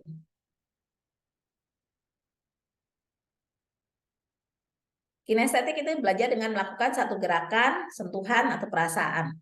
Lanjut fit. Itu biasanya orang visual ini nggak jauh dari kinestetik. Slide selanjutnya. Di sini, logical itu biasanya orang-orang itu, orang tua sekarang berpikir bahwa orang pintar itu logical, jadi dokter, jadi akuntan, jadi sebagainya lah. Orang-orang kreatif pasti dianggap tidak punya posisi di kepala orang-orang tua, bahwa tidak membayangkan bahwa anaknya satu hari akan jadi content creator, jadi web designer, jadi gamers. Ya, padahal hal-hal ini sekarang banyak sekali orang-orang kaya karena dia menjadi kreatif. Contohnya adalah seperti ini. Mark Zuckerberg, si Google guys, lalu ada Albert Einstein, penemunya Oyo, Susi Pujiastuti, Steve Jobs. Semua orang ini tidak ada yang lulus kuliah. Dia punya logic dan punya kemampuan untuk kreatif. Nah, ini shortcutnya aja nih, cara belajar visual. Ini saya ambilin sampel ya. Ambilin sampel untuk menghafal. Waktu itu saya ajarin anak saya untuk menghafal rumus kimia, F sama dengan M kali A. Sorry, fisika, F sama dengan M kali A. Saya taruh gambar Fanta, McDonald, dan ayam. Yang dia ingat F adalah Fanta, M adalah McDonald, A adalah ayam. Di situ F sama dengan M kali A. Menghafal Pulau Sulawesi bentuknya seperti apa? Seperti Brontosaurus. Pulau Papua seperti Tyrannosaurus. Belajar huruf hijaya dengan warna-warna. Lanjut fit. Sedangkan kinestetik visual itu selain dengan seperti gambar itu tadi food chains, kalau kita cuma pakai omongan itu nggak dengar. Dia nggak bisa menangkap. Dengan dia dikasih gambar, dia akan lebih menangkap. Lalu juga bisa dengan belajar misalnya uap. Kita panasin air, keluar uapnya. kita masak mie dari mie kecil memuai, jadi mie-nya itu jadi lebih banyak. Nah, pelajaran-pelajaran ini kinestetik visual. Biasanya kinestetik ini banyak visual, campuran dengan visual. Nah, kinestetik visual juga begini. Itu yang paling kanan misalnya contoh untuk gimana paru-paru kita bekerja. Tapi kita pakai balon. Nih loh, kembang, kempis, kembang, kempis. Terus gimana walking water ini adalah campuran warna. Merah dicampur ungu, jadinya apa? Lalu gummy bear dikasih cairan dia bisa jadi gede. Itu namanya dissolve, artinya dia jadi membesar. Terus juga mengenai volcano. Volcano kita pakai underwater volcano. Jadi pakai gelas. Ini juga cara belajar kinestetik. Belajar jumlah-jumlahan pakai dakon. Belajar mengenali volume seperempat, setengah itu pakai air atau pakai Lego. Belajar mengenai perkalian saya pakai cangkang telur, tempatnya telur, nanti kita isi satu-satu. Membaca dengan piring plastik dipecah-pecah untuk nyambungin si huruf. Pembagian kue cake kita bagi. Lalu kayak mengenal warna, bisa dengan bikin kue yang layering yang berwarna atau buah-buah disusun. Lanjut, Fit.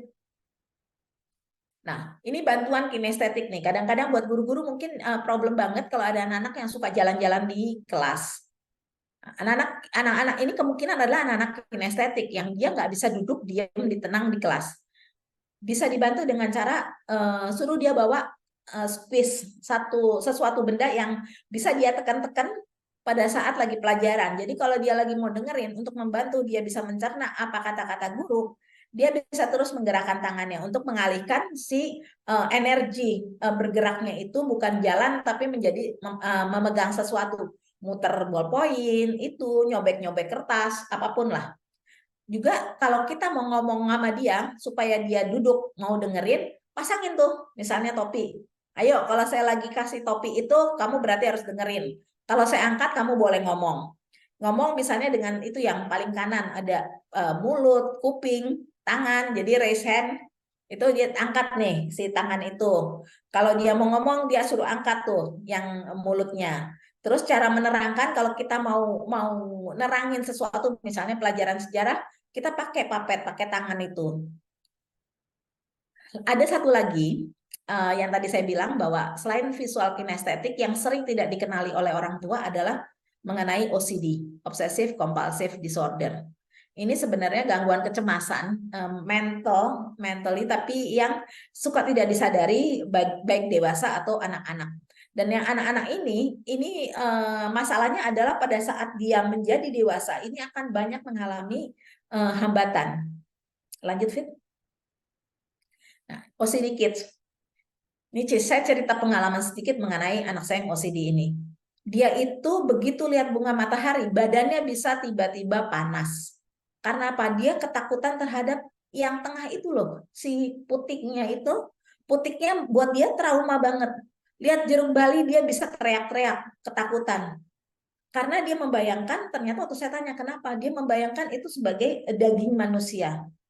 Lalu yang bisa mulai terlihat juga adalah cara dia menata sesuatu. Misalnya di lemarinya. Di lemari waktu itu dia nata lemari pakaian seragam, pakaian berdasar warna, itu tuh sangat strict sekali dan dia akan marah kalau misalnya kita beresin dan berantakan, acak-acakan bukan sesuai dengan kemauan dia. Termasuk juga dalam hal makan. Kalau makan misalnya bikin roti, tumpukannya yang kanan harus kasih mentega, kiri harus mentega, tengahnya harus dikasih apa? Itu tuh kalau saya punya pembantu baru sampai selalu dimarahin sama dia karena dia bilang aturannya bukan begitu. Aturannya begini. Padahal aturan itu kan tidak ada yang nyuruh begitu. Tapi dia bikin aturan yang akhirnya membuat dia jadi stres, tidak bisa menerima pendapat orang lain, dan akhirnya dia lebih banyak tantrum, lebih banyak ngamuk. Juga di dalam nanti permasalahannya yang paling serius adalah di sekolah. Dia nggak akan pindah dari dari soal nomor 1 ke nomor 2 kalau dia belum bisa mengerjakan nomor 1. Dan itu benar-benar sehingga akhirnya anak-anak ini nih sering nggak selesai pekerjaannya. Bantuan supaya si OCD dapat sekolah normal tanpa stres itu satu memang mengacak pola pikirnya. Mulai dari misalnya dia sukanya makan A. Hari ini misalnya sayur bayam. hari ini dibikin sayur bayam, sayur bening, besok sayur bayamnya ditumis. Pertama mungkin dia akan ngamuk, tapi nanti dia akan biasa. Kedua, jalan, pulang sekolah, biasa dari sana, hari ini dari sini. Terus eksperimen di luar zona nyaman. Kita ajakin dia ke tempat karena dia biasanya dia hanya mau di zona nyamannya. Dan perhatiin, kadang-kadang anak OCD ini punya satu kebiasaan kayak anak saya itu waktu itu, dia nggak mau nginjek garisnya lantai. Masuk mall yang segede itu, kita jalan dari pintu masuk, pas udah sampai jalan udah jauh sampai ke dalam, karena dia nginjek garis, dia minta balik ke pintu lagi, pintu utama. Hanya karena dia nginjek garis. Nah, hal-hal kayak gini, ibu-ibu tolong kenali dari awal nih, masalah OCD ini. Karena kalau anak-anak OCD ini termaintain, nah ini yang terjadi sekarang, anak saya karena dia bisa termaintain, yang tersisa dari OCD-nya adalah dia menjadi seorang laki-laki yang rapi, yang apik, dia tetap menata pakaiannya dengan baik, tapi dia bisa menerima pendapat orang lain, dia bisa menerima perbedaan, walaupun dia nggak suka, tapi dia udah mulai bisa menerima, dia bisa. Dan pola bekerjanya kelihatan banget, pola bekerjanya tertata. Jadi hal-hal yang tersisa itu adalah hal-hal yang baiknya. Pola bekerja yang tertata, terus sangat detail dalam segala hal, rapi, apik, ya. Tapi hal-hal yang menyulitkan dia di masa lalunya sudah hilang. Perilaku dan perkembangan emosi. Mengajar anak empati dengan cara membantu orang yang lebih tua, ngasih makanan kepada orang miskin. Sportivitas dibentuk dengan cara main sepak bola, permainan olahraga, ya.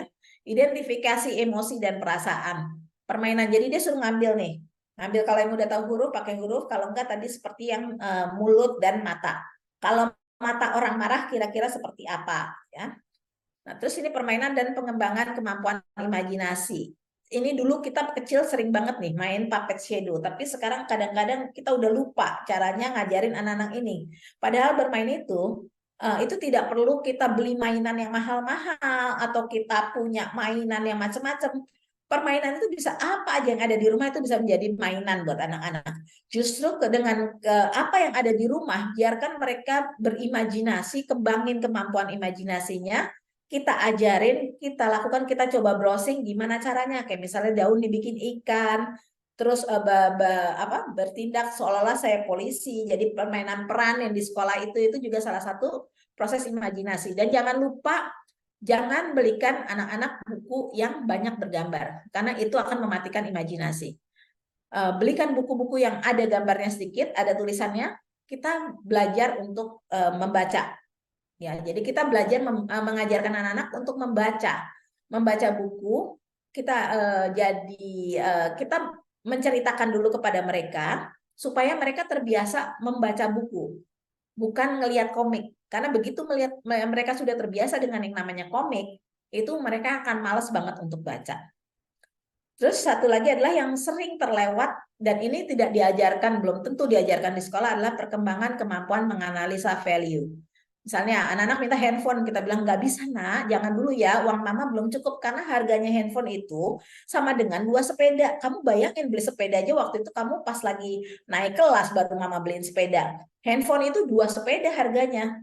Kayak misalnya kita bawa ke supermarket, dia mau ngambil stroberi, kita bilang nak, stroberi itu harganya 3 kali harganya pepaya. Jadi kalau kamu beli pepaya nih 1, 2, 3, ini kamu di stroberi kamu cuma dapat 1. Ya, lalu itu juga tadi sedikit deh ke belakang sedikit deh. Yang di bawah itu mungkin bisa di zoom sedikit, Fit. Ini adalah kegiatan yang saya lakukan dengan cucu-cucu yang paling bawah, Fit. Nah, ini jadi saya ajak mereka ke pasar, beli kue, lalu sampai di rumah mereka jualan. Kita semua saya ajak ke rumah mama saya udah kasih tahu pengumuman sama adik-adik, kumpul yuk, nanti anak saya mau jual, cucu saya mau jual-jualan kue. Mereka jual, yang ini harga berapa, ini harga berapa. Jadi dengan begitu mereka mengenal value-nya uang. Lanjut lagi, life skill. Life skill ini, saya rasa life skill semua orang udah tahu mengenai life skill. Gimana menali sepatu, gimana mencuci, dan sebagainya. Yang masalah adalah life skill ini seringnya terlewatkan karena kita nyuruh pembantu. Anak-anak ini tidak pernah mengerjakan sendiri. Dan juga masalah gender. Kadang-kadang kalau punya anak laki, udah nggak usah masuk ke dapur, jangan masuk ke dapur, itu kerjaannya perempuan. Saya kasih notes ya buat ibu-ibu semua, buat semuanya yang ada di sini. Anak saya laki 1 orang. Waktu dia saya kirim ke Inggris untuk belajar di sana. Di sana dia telepon saya dan berterima kasih banyak karena dia bilang, "Mah, dengan kemampuan life skill saya bisa survive di sini." Dia bisa bekerja, dia terima order untuk anak-anak Indonesia yang lagi kepengen nasi kuning, yang ulang tahun mau punya masakan Indonesia. Hari Sabtu dia open PO bikin ayam goreng, dan itu jauh lebih berharga buat dia. Jadi, maksudnya ketimbang dia harus kerja di Starbucks atau lainnya 4 jam sehari, dia hanya open PO di hari Sabtu aja udah cukup untuk itu. Nah, ini yang terakhir adalah akhir pekanku. Ini saya sharing kegiatan saya dengan cucu-cucu di akhir pekan. Kita bikin dari biskuit Oreo jadi gambar Mickey Mouse, lalu bikin bolu kukus. Di situ anak-anak bereksperimen dengan warna, masing-masing bikin mencampur warna menjadi satu bolu kukus. Ada yang bikin merah dicampur kuning, ada yang bikin ini. Terus yang kecil saya suruh coba kupas bawang, latih motorik skillnya dengan kupas bawang. Nggak perlu mainan. Cukup hal-hal simple yang ada di rumah. Yang atas adalah mungkin bisa di zoom sedikit, Fit. Nah, ini dia bikin squishy, bikin Indomie, bikin ultra. Ini untuk jual-jualan. Jadi nanti kita jual-jualan tidak pakai ultra milk beneran, nggak pakai Indomie beneran. Itu dari kertas yang dilukis. Kertas dilukis, dalamnya itu diisi pakai busa-busa, pakai kapas-kapas ini loh, sisa dari bantal-bantal yang udah rusak. Dalamnya kan ada kayak styrofoam gitu. Itu kita isi di dalam si kertas itu. Ya, jadi dari semuanya sebenarnya yang saya ingin jelaskan adalah value dan tujuan sekolah. Kita nih sekolah buat apa sih? Kita tujuannya sekolah buat apa? Sebenarnya endingnya kan adalah untuk akhirnya. Dan yang penting adalah masa di mahasiswa menjadi bekerja, itu adalah masa yang paling posisi yang paling penting di situ. Mahasiswa. Jadi pada saat SD sampai mahasiswa, nggak usah deh push anak-anak terlalu SD harus jadi juara kelas terus, nggak juga. Tapi adalah prosesnya. Yang penting prosesnya mereka ikuti. Jangan karena ambisi kita, karena kita saingan sama tetangga, saingan sama orang lain. Anaknya si A, itu loh pinter loh, kita malah merendahkan si anak-anak kita bahwa anaknya ini juara kelas, kamu kenapa enggak, padahal anak itu udah cukup berusaha. Nah, jadi di sini value-nya sekolah itu adalah menjadi berhasil, menjadi persiapan untuk pada saat usia produktif anak ini sudah siap untuk mandiri. Jadi itulah, belajar adalah proses hidup buat saya. Ya, saya rasa gitu Bu Nur Sabiha. Karena waktunya juga agak mepet ini. Iya, betul, Ustazah. Baik, Ustazah. Terima kasih banyak atas pemaparannya pada hari ini. Namun sebelumnya, kepada seluruh peserta webinar untuk bisa memberikan pertanyaannya melalui chat dulu, atau nanti ada sesi tanya jawab setelah materi kedua. Namun sebelumnya mari kita sebentar untuk ice breaking bersama dengan Bunda Arum. Ustazah Arum, silakan Ustazah Arum. Baik, terima kasih Ustazah Nur Sabiha. Wah, luar biasa materi pertama ya, Bapak Ibu semua. Sebelum kita masuk ke materi kedua, selanjutnya kita ice breaking dulu ya Ibu-Ibu ya, biar kita lebih maksimal lagi menerima materi ya kedua. Saya mau share screen terlebih dahulu. Kita mau ada brain gym terlebih dahulu ya, Bapak Ibu. Oke, nanti Bapak Ibu silahkan diikuti brain gym kita. Sudah siap? Insya Allah siap. Oke, silahkan diikuti. Tangannya boleh di atas meja atau mudah-mudahan sih ada alas atau di paha juga nggak apa-apa. Ini gerakan, ada 12 gerakan. Gerakan yang pertama.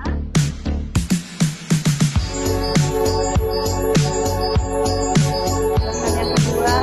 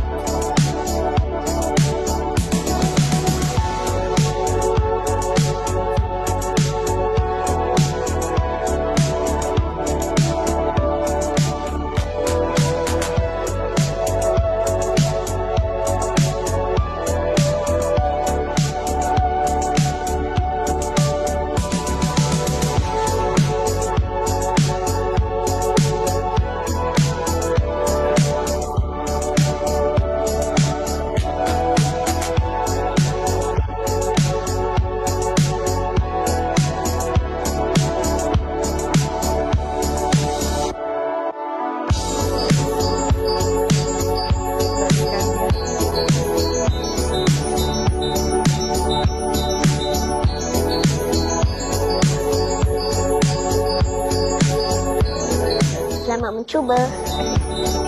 Wah, luar biasa. Nanti silahkan dipraktekkan dengan anak di rumah dan juga siswa-siswa di sekolah. Demikian untuk kegiatan kita pada hari ini, webinar kita hari ini dari awal tadi pagi ya, Masya Allah dari jam 9 sampai jam 11.57 kita akan melaksanakan salat zuhur ini Ustazah ya. Sudah melebihi waktu. Sebelumnya mari kita tutup dulu dengan bacaan doa bersama-sama. Dengan seraya menengadahkan tangan, mengharapkan ridha Allah Subhanahu wa taala. Mari kita mulai. A'udzubillahi minasyaitonirrajim. Bismillahirrahmanirrahim. Alhamdulillahirabbil alamin. Wassalatu wassalamu ala asrofil anbiya'i wal mursalin wa ala alihi wa sahbihi ajma'in. Allahumma ighfir lana dzunubana wa liwalidayna warhamhuma kama rabbayana shighara. Allahumma barik lana fi auladina wa la tadarrahum wahdihim litta'atika warzuqna birrahum. Ya Allah, berkahilah kami pada anak-anak kami dan janganlah Engkau sesatkan mereka dan berilah petunjuk mereka untuk taat kepadamu dan berilah kami rezeki dan bakti mereka. Ya Rahman, Ya Rahim, sesungguhnya Engkau Maha Pengasih dan Maha Penyayang. Berilah hidayah dan cinta kasih-Mu pada kami, agar kami mampu mendidik anak-anak kami dengan petunjuk dan kasih sayang-Mu. Rabbana innaka ra'ufur rahim. Ya Rabb kami, sungguh Engkau Maha Penyantun lagi Maha Penyayang. Berilah kami kelembutan dan banyak kebaikan dalam mendidik anak-anak kami, agar mereka kelak menjadi anak-anak yang penyejuk hati dan anak-anak yang solih dan solihah. Rabbi habli minas salihin. Rabbi habli minas salihin. Rabbana amanna faghfir lana warhamna wa anta khairur rahimin. Rabbana atina fid dunya hasanah wa fil akhirati hasanah wa qina adzabannar. Sallallahu wasallam alaihi walhamdulillahi rabbil alamin.